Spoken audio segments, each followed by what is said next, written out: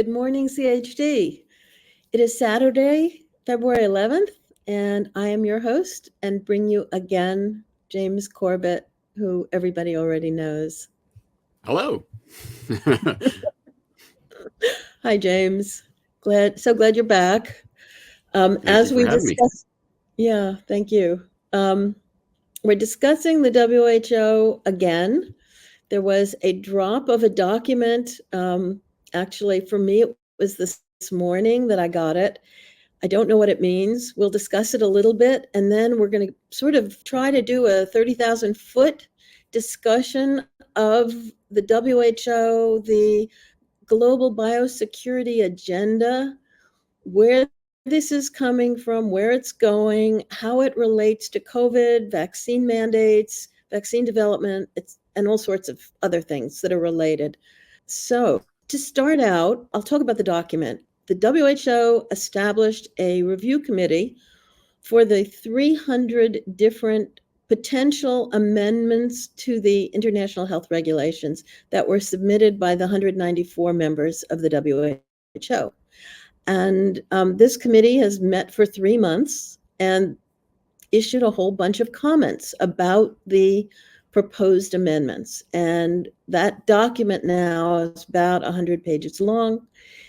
It's full of comments and ways to try and harmonize the proposals, but it's completely unclear to me how much influence this group has.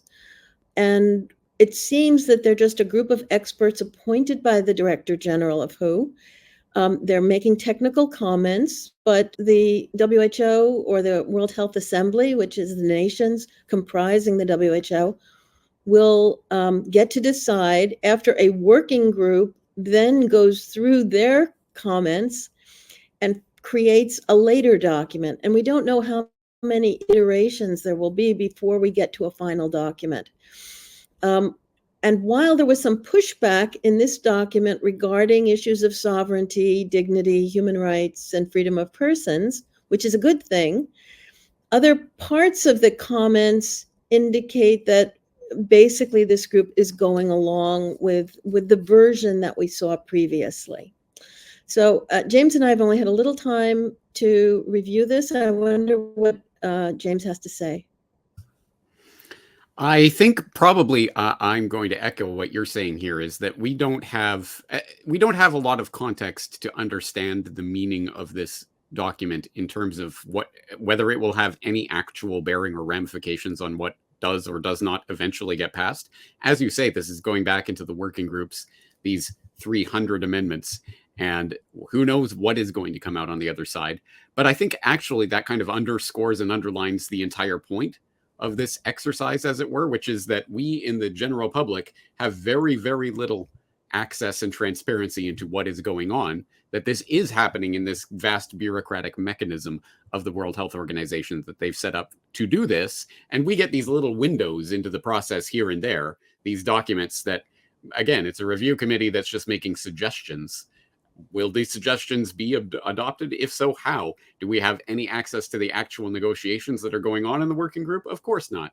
So whatever happens is going to happen and come out on the other side as some sort of fait accompli. And so, yeah, I mean, we can, and I'll link it up in the show notes. I hope people will take a look through this document and pick out the interesting parts. But as you say, I don't know if this has any teeth whatsoever. I had a conversation today with Sylvia Barron, who is an attorney who did her PhD on these health regulations at the WHO, who worked for the WHO, and with David Bell, who also worked at the WHO. And what I learned is that really this whole desire to give WHO great authority over the world's pandemics goes back at least 20 years. To something called global health security or global biosecurity. It seems to have been initiated right after the anthrax letters. So 9/11, anthrax letters, and that, if you remember, was the springboard for the Patriot Act and the beginnings of the US government spending approximately $7 billion a year on biodefense. So the PrEP Act, the liability shield for countermeasures for bioterrorism or pandemics really got passed in 2005. Project BioShield, which funded a lot of this, was passed in 2004, and the EUA making emergency use authorization products that would have no liability and could be given on a mass basis with absolutely no human testing. I mean, this is extraordinary compared to the existing regulations of the FDA. This all came about in the very beginnings of the 2000s and has progressed. So in order to continue spending a lot of money on this, and the United States has probably spent between 150 and $200 billion on so-called preparing for biodefense or bioterrorism and pandemics in that intervening 22 years. Certain myths needed to be developed and spread and believed by the country. $200 billion is, about $1,000 for every adult in the United States. So before you can spend that kind of money, you've got to convince people they need the product you're buying. And so the product is safety, right? Safety for bioterrorism. So if there's another anthrax letters, we'll give you vaccine, we'll give you drugs, we'll take care of you. The problem is that there's never been an instance where the preparations were actually appropriate, where they worked, where they made any sense. And the whole concept of pandemic preparedness seems to be a bogus one. What do you think about that, James? I think you're right. I think in order to truly understand the framework of what's happening, we do have to go back at least 2 decades. As you say, to the anthrax attacks, which I hope people are familiar with the craziness surrounding that story and what developed from it. I hope people even remember it, because at this point it has been largely memory hold, because obviously at first, as soon as the anthrax attacks were taking place, it was immediately blamed on Saddam Hussein. This has all the markings and special decoder. We can absolutely detect the chemical trace that leads us right back to Saddam Hussein in Iraq. And once that turned out to be completely bogus, and they couldn't even pretend to the public that that made any sense anymore, they abandoned it, eventually started pointing the fingers at Stephen Hatfill, who eventually won a court case against the FBI for dropping his name and ruining his reputation.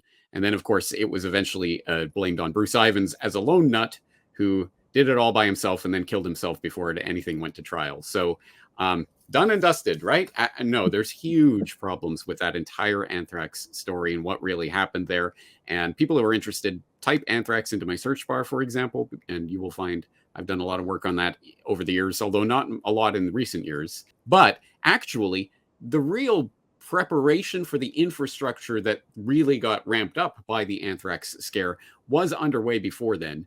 And in fact, there was a lot of things that were culminating in 2001, one of which I hope, again, if the audience is interested in this subject at all, I hope they will go back to look at Dark Winter, which was an exercise that was taking place in June of 2001 that was simulating a smallpox attack, a weaponized smallpox attack by a terror group on the United States. And again, search my site for Dark Winter. I've talked about it before, but I will also refer people to a very, very voluminous, very well-researched article by Whitney Webb called All Roads Lead to Dark Winter. And in that, she talks about the context of this and what was happening at the time. For example, just setting the scene, in late June 2001, the U.S. military was preparing for a dark winter. At Andrews Air Force Base in Camp Springs, Maryland, several congressmen, a former CIA director, a former FBI director, government insiders, and privileged members of the press met to conduct a biowarfare simulation that would precede both the September 11th attacks and the 2001 anthrax attacks by a matter of months. It specifically simulated the deliberate introduction of smallpox to the American public by a hostile actor. The situation was a collaborative effort led by the Johns Hopkins Center for Civilian Biodefense Strategies, part of the Johns Hopkins Center for Health Security, which should ring some bells for people who know about the various things that they've simulated over the years, in collaboration with the Center for Strategic and International Studies, the Analytic Services Institute for Homeland Security, and the Oklahoma National Memorial Institute for the Prevention of Terrorism. So this article goes on in great depth to talk about the people who designed and scripted the simulation, Tara O'Toole and Thomas Inglesby, as well as Randy Larson, Mark Demir, and Robert Cadlick, and charts these characters and their association with this biosecurity story over the last couple of decades, and how people like Robert Cadlick ended up in positions to be influencing the response to COVID-19 and this Crimson Contagion and simulations like that have taken place in the intervening decades. But that was the point at which this homeland security, biowarfare simulation exercise started to form the basis for what would become the infrastructure for the biosecurity state that started to get to develop teeth in the wake of anthrax, because suddenly, the terrorists might have these bioweapons, so we have to start creating the bio warfare homeland security state. One example of that, which I have gone over in my work, and I would highly recommend people, again, who are just getting caught up on all of this and need the background and the context to this, go back to my episode 86 of my podcast, which I released in May of 2009. It is called Medical Martial Law. And in that, I laid down in 2009 all of the various infrastructure, all the legal sort of prescriptions that were being put on the books to start this infrastructure for the building and the flexing of the essentially the preparation for what we saw over the past few years. One example of that is the Model State Emergency Health Powers Act, which was developed in December of 2001, again, ostensibly in the wake of and in response to the anthrax attacks, although I think there may be questions about where this document really arose. But anyway, it was propounded by the Center for Law and the Public Health at Georgetown and Johns Hopkins universities and the Center for Disease Control and Prevention. And this was, as it says, a Model State Emergency Health Power Act. It was this template legislation that was being passed around to all of the various states in the U.S. and individual states over the years, and I've lost count of how many have ultimately passed some version of this act, but the vast majority of states now have passed that.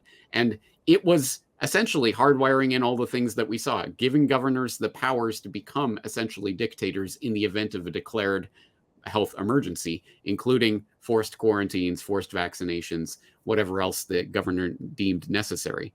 So that's kind of the bigger background to this. This is how it was enabled, and that ties in, of course, to the International Health Regulation Amendments of 2005, which then, of course, brought in the public health emergency of international concern that we've talked about here in our previous conversations.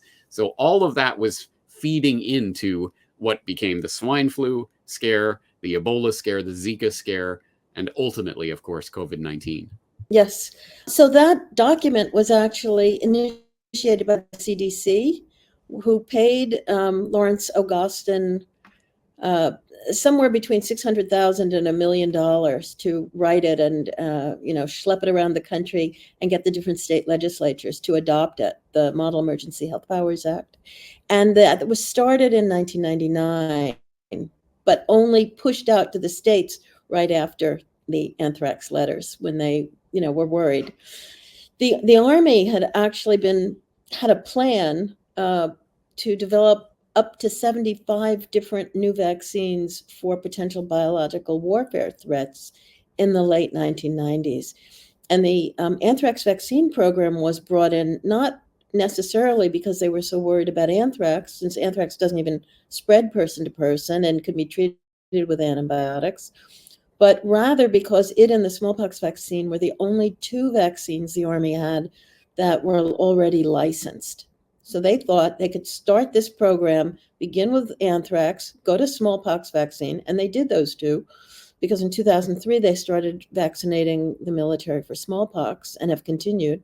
But then at the same time, they would be developing at Fort Detrick these additional vaccines. So many vaccines had been developed at Fort Detrick, a large number. I have a list of 88 vaccines that were developed but never really tested in humans, that the researchers maybe used on themselves going back to the early 1990s. So what happened is they thought they'd get funding to actually test some of them or to develop better versions of them.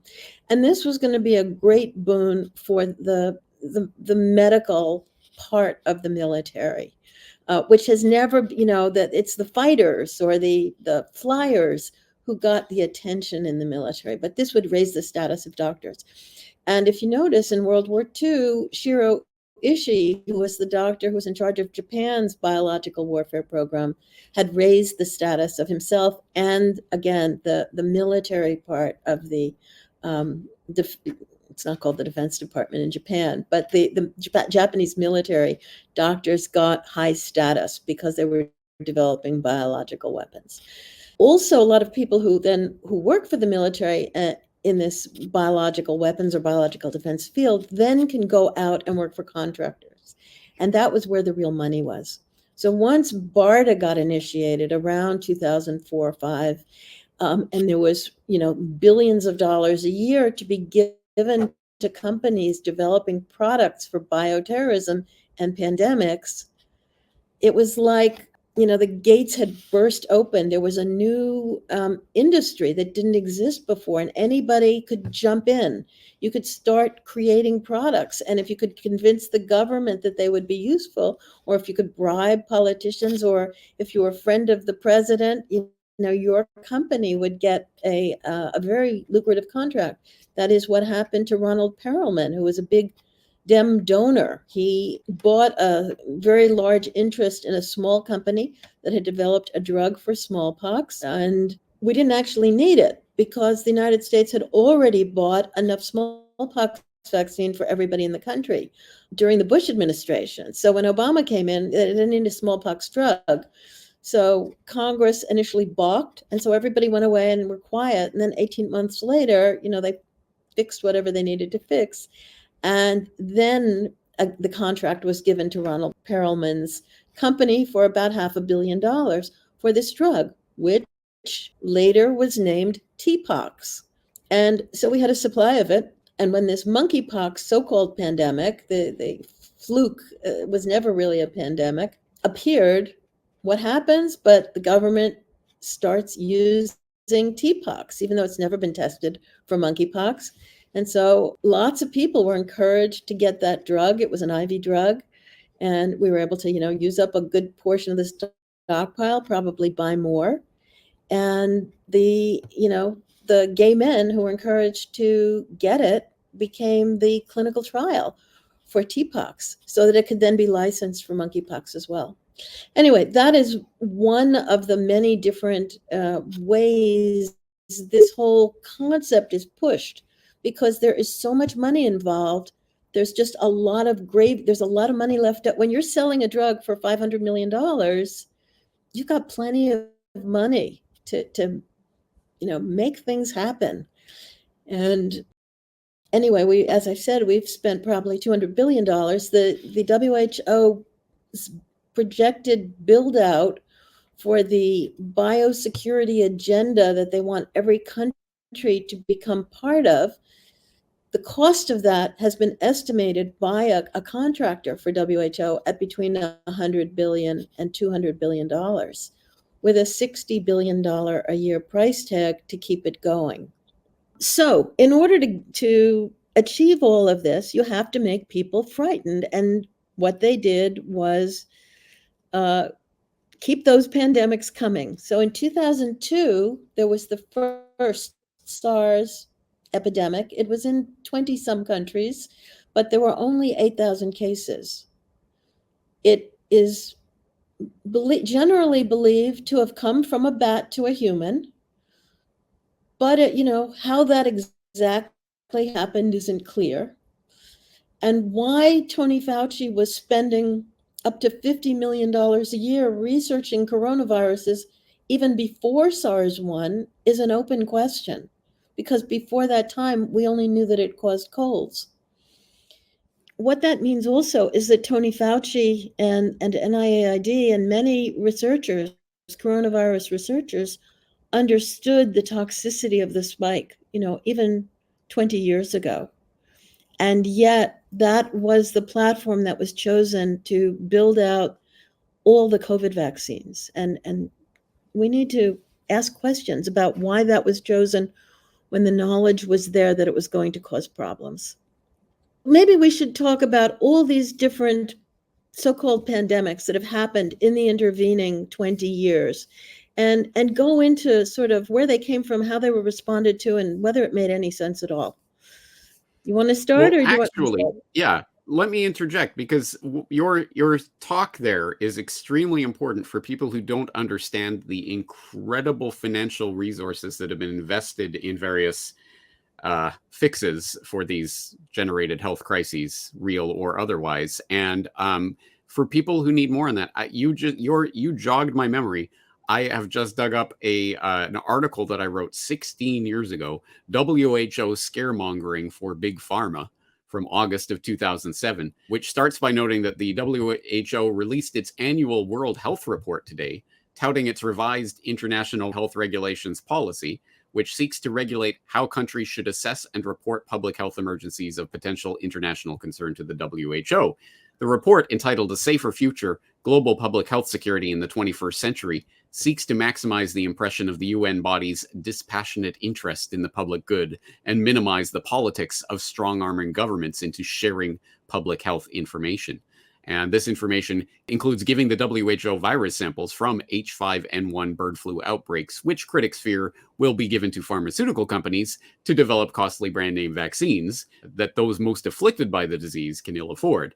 And as I go on to talk about, of course, what was being touted at that time, as you might recall, one of the early iterations of this in the 21st century was the bird flu scare, because it was being predicted at that time bird flu is going to, somehow we know bird flu is going to weaponize and it's going to start spreading all around the world and it's going to cause this great next pandemic. That was what everyone was talking about in that time, 2005, 6, 7. And lo and behold, what was the answer to bird flu was Tamiflu, a brand name drug which is commonly thought to belong to Swiss pharmaceutical giant Roche, but the intellectual property rights for the drug actually go back to an American company, Gilead Sciences Inc. And wait, Gilead Sciences Inc., who was the former chairman of that? Oh, that's right, Donald Rumsfeld, who at the time, of course, was Secretary of Defense as this was being rolled out. So you see the financial connections all over this place. But I would cite, perhaps, from my memory, you're right, of course, SARS-1 was the sort of the first big event, and I remember all of the things around it, and it raised a lot of the issues that of course came to a head over the past few years about, well, should we be restricting travel, and should we, you shouldn't be discriminating people based on where they came from because you're afraid of some illness, and all of these types of issues, the idea of quarantines, and were first being widely floated, at least in my memory of the public discourse. But I think bird flu was the next iteration of that occurred in the mid-2000s, which is particularly interesting because, as I say, they were basically predicting that this will be the next pandemic. Based on what exactly? How did they know that? And it wasn't until 2009 swine flu that I think they changed tacks with that a little bit, but ultimately to the same ends. And of course, people remember that the vaccines were, the flu vaccine was going to be, we need this, everyone needs to be taking this vaccine for this big dreaded swine flu scourge, which, let's never forget, ultimately ended up being a less deadly than usual flu season in 2009. But it were, if you remember it, I certainly do. It was a big deal. Even over here in Japan, they were closing down schools. Everyone was deathly afraid of the flu that year. And of course, they sold a lot of vaccines on the back of it. How did they end up doing that? There is a clip I've played a few times of some people talking at the Council on Foreign Relations around that time, 2009, 2010, about how to get the public motivated to take these vaccines. And they even talked about the idea of making them appear to be scarce so that their perceived value in the mind of the public would go up. And I have often contrasted that with clips that I took from that 2009 era of, oh, there aren't enough vaccines for everyone. There's only a few clinics. They're really rolling these vaccines out slowly. You have to line up for hours in order to get one. And there was news broadcasts about this, basically just doing man on the street interviews with people upset at, why can't they get this straight? Why, I want my vaccine now, damn it. And that was a big part of how that played out in 2009. And then, of course, we can move on to Ebola 2014. Do you want to cover that one, Meryl? Yeah, I want to point out that the monkeypox, same deal. There were lots of news about how it was so hard to get a monkeypox vaccine, and photos of all these guys lining up in New York City to get one. And of course, it was all lies, and we have to dilute it 5 times. I wrote on my blog and Substack that actually the government was lying because we had 30 million doses frozen in Denmark. And supposedly the FDA hadn't approved them for coming over here, or it was going to cost too much for the freezers in the ships to bring it over because it had to be frozen at a very low temperature. And so we had to start, rationing what we had because we couldn't get it from Denmark. We also did that same nonsense in 2009 about there not being enough. So that's a they do that every pandemic, or every time they want to sell you vaccines, they tell you there's not going to be enough. Lori Garrett was going around the country giving talks. I went to one of her talks. She was working for the Council on Foreign Relations at the time, and she was telling us about how the bird flu was coming any minute, and we'd all die. But there's still avian flu. There's avian flu in the United States. The CDC is making a big deal about it currently. They have culled a lot of birds, fowl, for food in the United States, claiming that there was bird flu in the area. But so far, bird flu is bird flu. It doesn't move into humans. Very rarely a human will get it who is working with infected chickens or something like that. But it doesn't go any further. It stops at that person. All right. So then to go back to Ebola, there have been a bunch of Ebola. Ebola was only recognized in the 1970s in Africa, and it's only ever naturally, so-called naturally, it probably did naturally occur in Africa.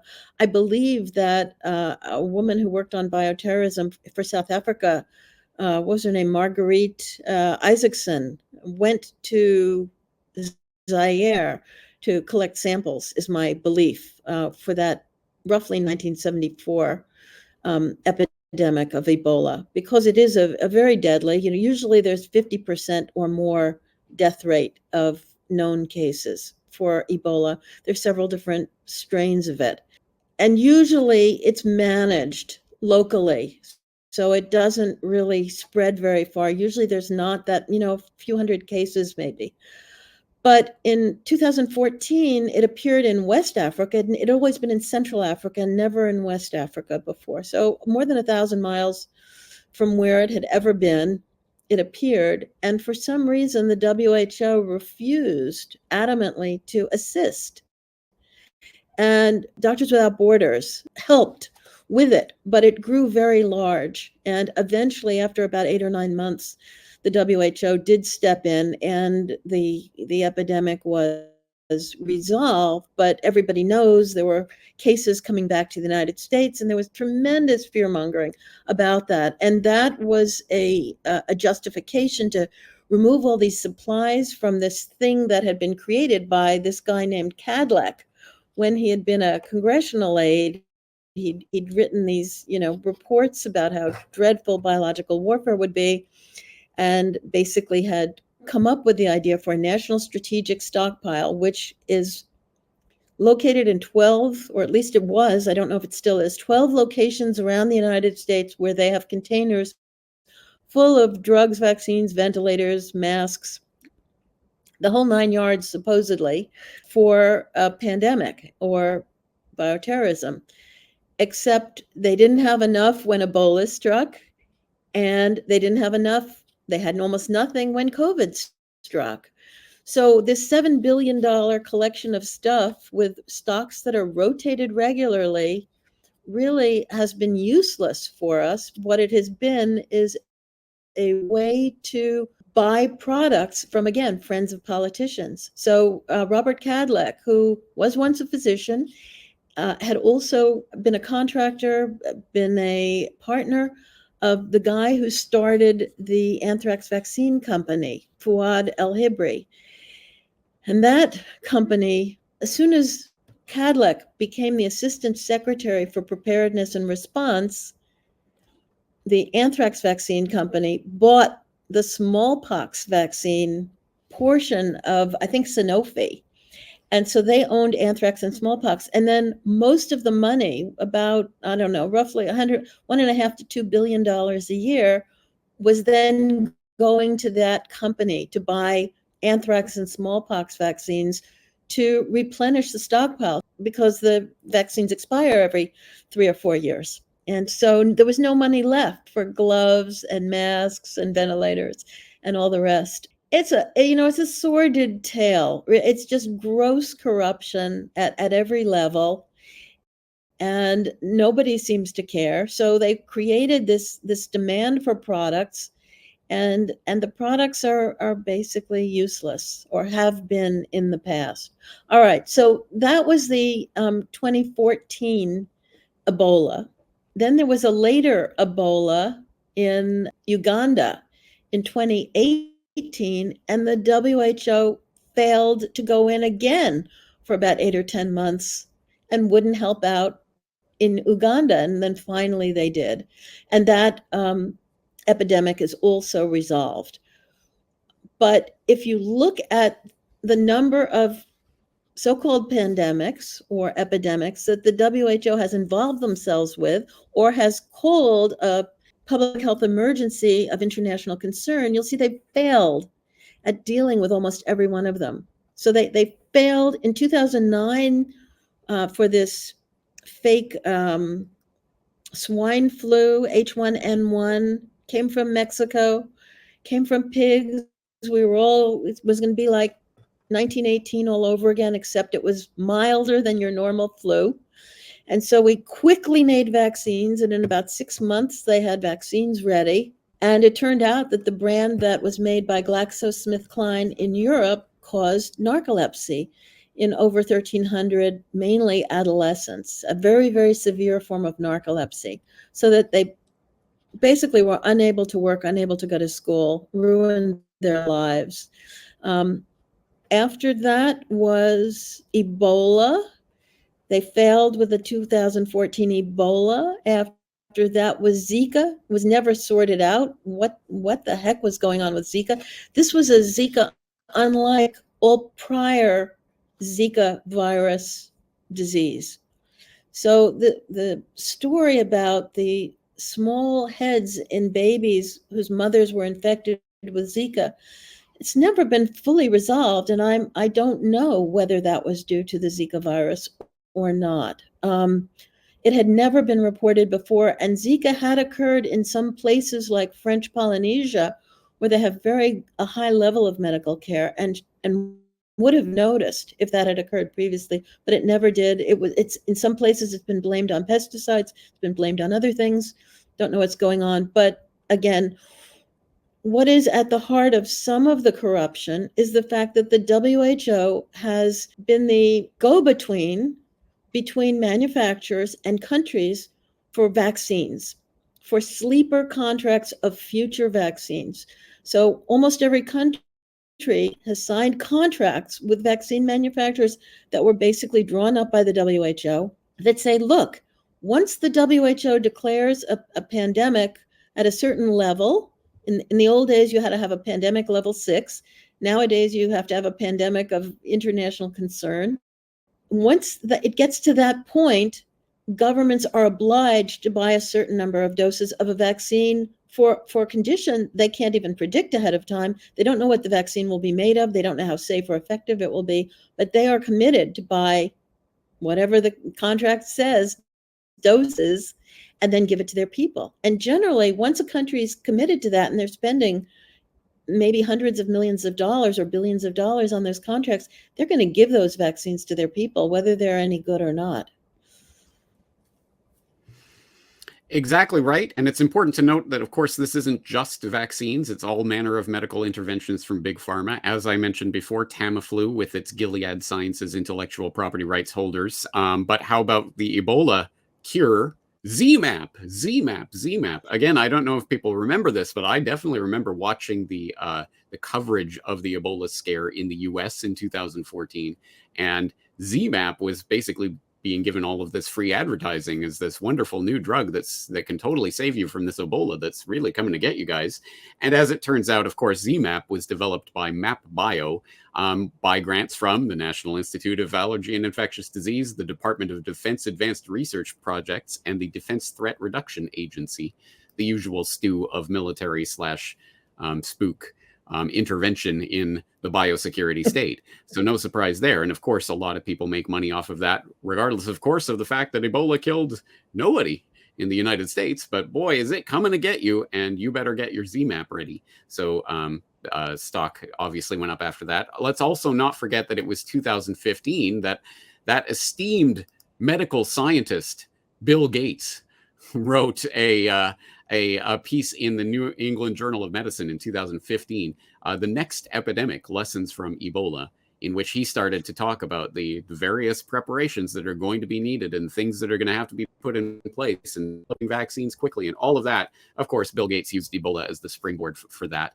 Let's also not forget it was Dr. Charles Arntzen. And yeah, I had to look that one up. Dr. Charles Arntzen was a researcher at the University of Arizona who helped to develop an experimental Ebola treatment that was given to the American aid workers who fell ill with Ebola in 2014. And there was footage that was surfaced online from 2012 of Dr. Arntzen joking about using genetic modification to create a better virus to cull 25% of the human population. Has anybody seen Contagion? Yeah, that's the answer. Go out and use genetic engineering to create a better virus. Oh.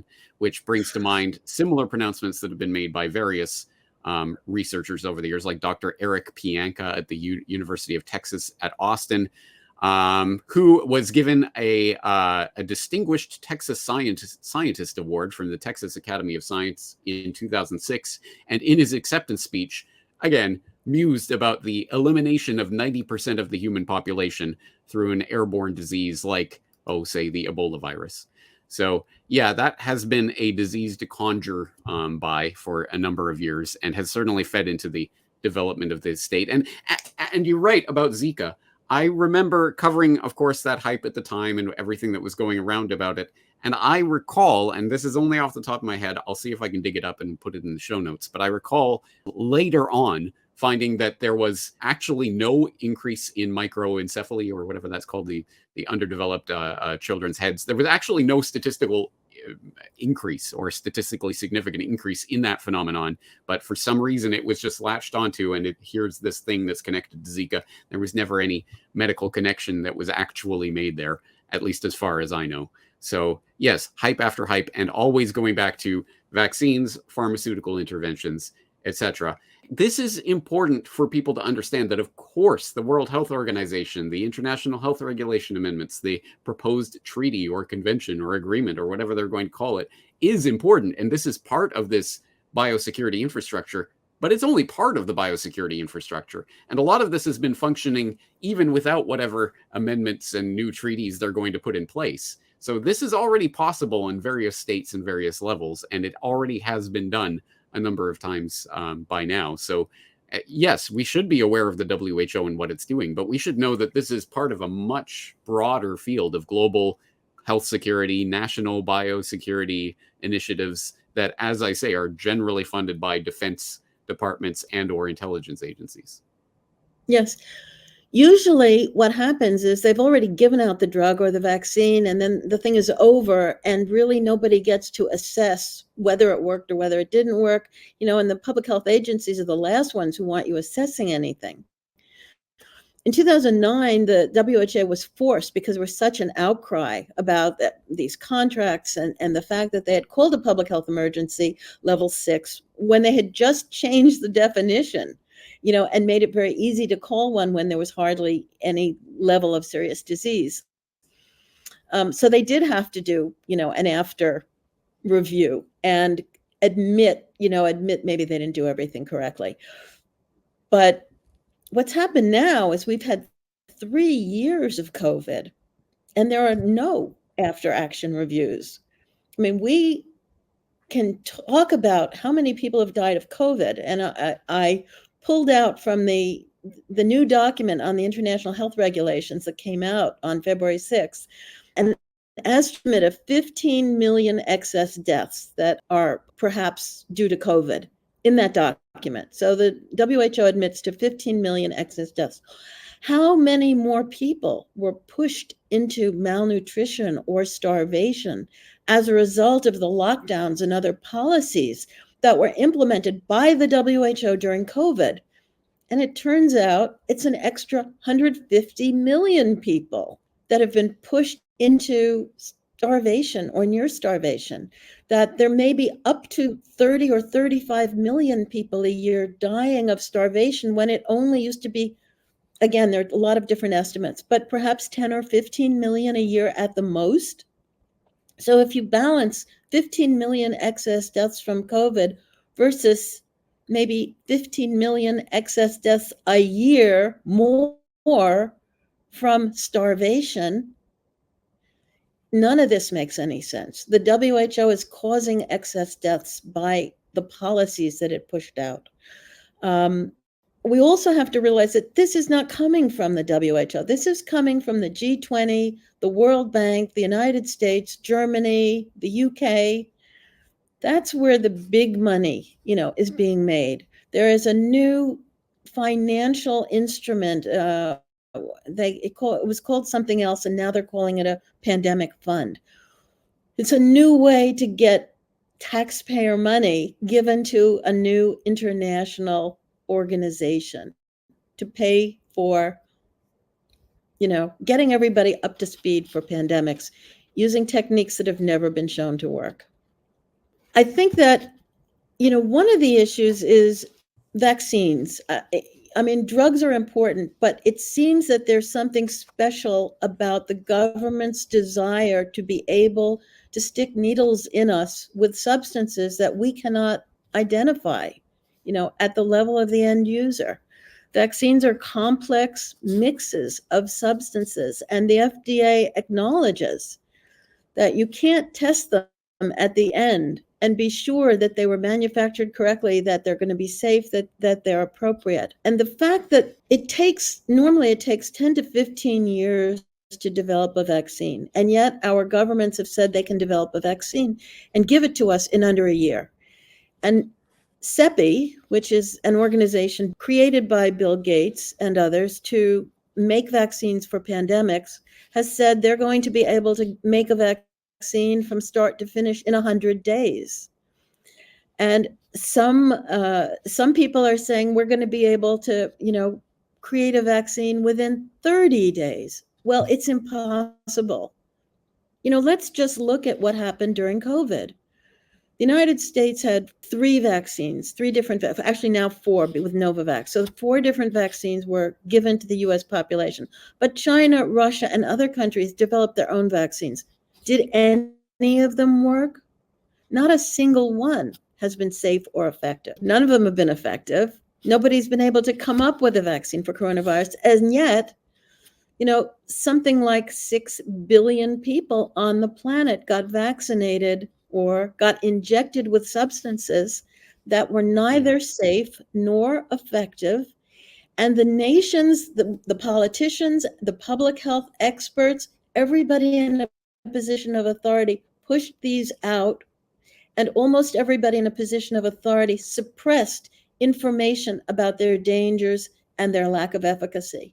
And so it's taken over 2 years for us to finally figure out that people are dropping dead because these vaccines have caused excess clotting.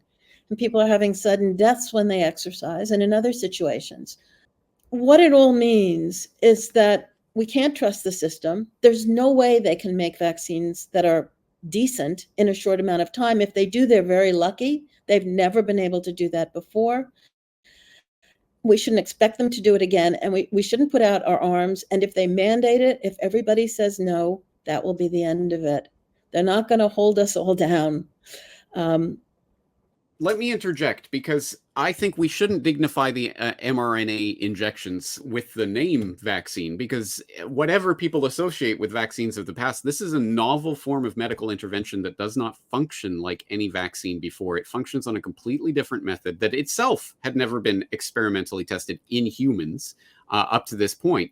And why 100 days? Why 30 days? Why not 2 days? Because actually the official line is that Moderna developed its COVID-19 vaccine in just 2 days.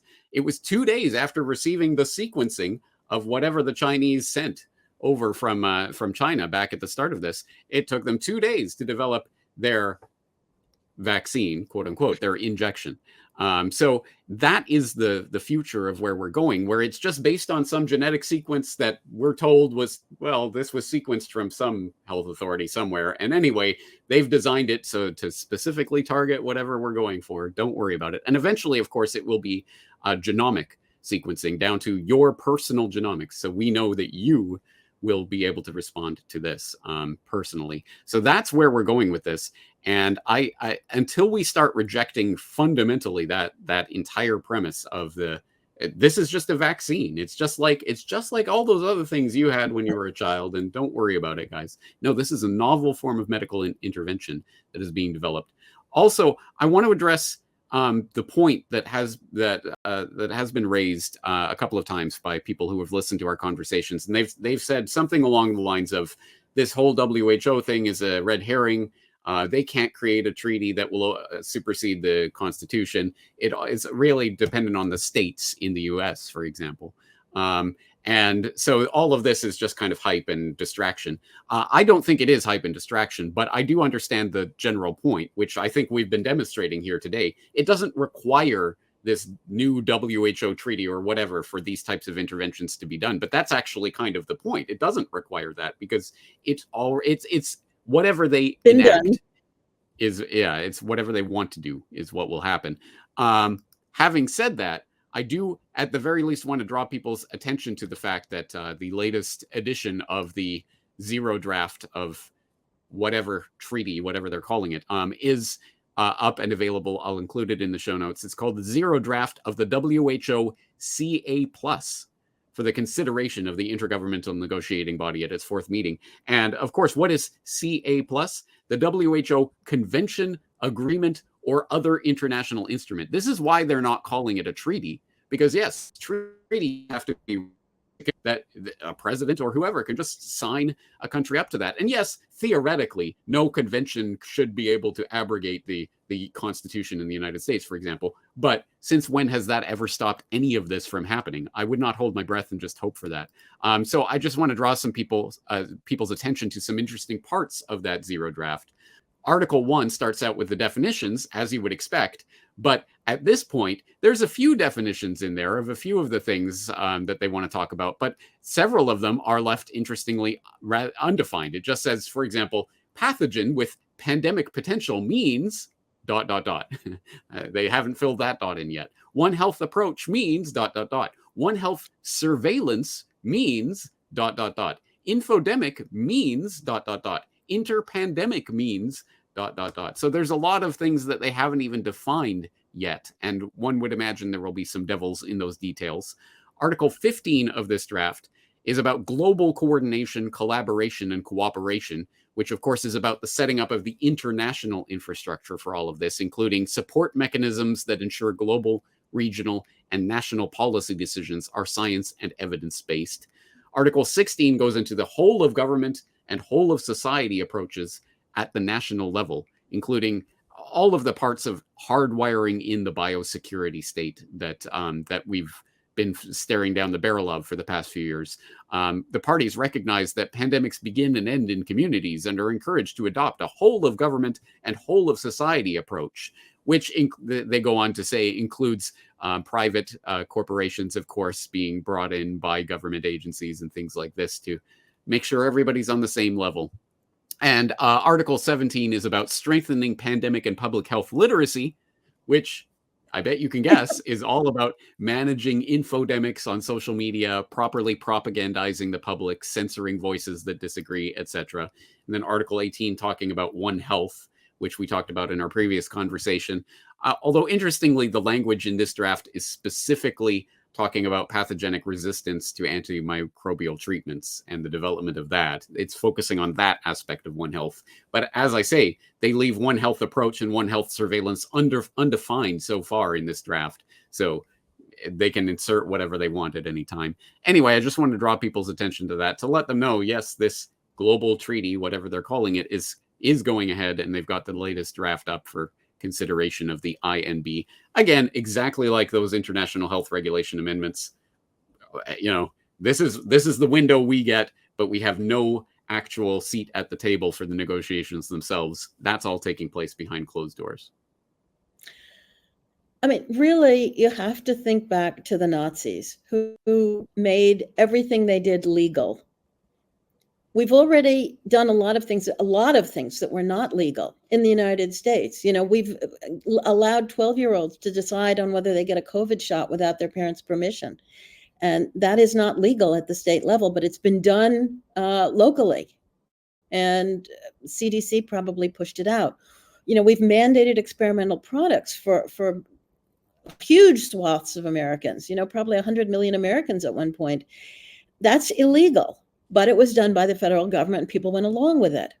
And so, you know, one of the reasons to have these documents for the WHO is to legalize what they're already doing and what they want to continue to do, and to even expand that and justify this huge biodefense architecture that, as James said, they want to instill, they want to build it into at every level of government. They want everybody to be afraid of pandemics and bioterrorism all the time. They want to create a society around that.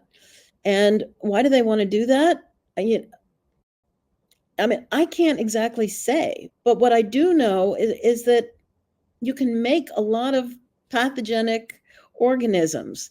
They aren't that hard to make in a lab. Whether they're going to create a pandemic, that's another story, because most of them mutate very quickly. And, you know, unless you've seen them in a population, you really don't know what they're going to do.